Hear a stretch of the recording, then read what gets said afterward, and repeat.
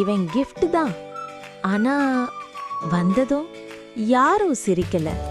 ஏன் அப்படி நடந்தது தெரியுமா?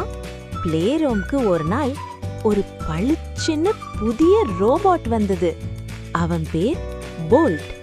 முதல்ல டாய்ஸ் எல்லாம் வாவ்னு பார்த்தாங்க. அப்புறம் பயம் வந்தது.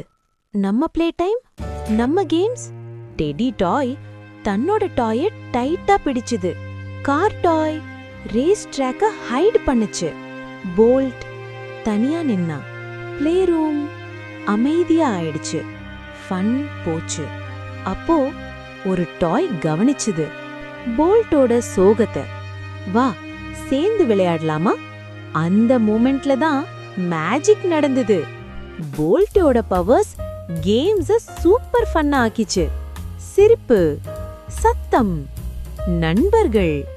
அப்போதான் எல்லாருக்கும் புரிஞ்சுது, ஷேர் பண்ணினா ஃபன் குறையாது. கைண்ட்னஸும் ஷேரிங்கும் ஃப்ரெண்ட்ஷிப்பை பெருக்குது. லைக், ஷேர், சப்ஸ்கிரைப் பண்ணலாம்.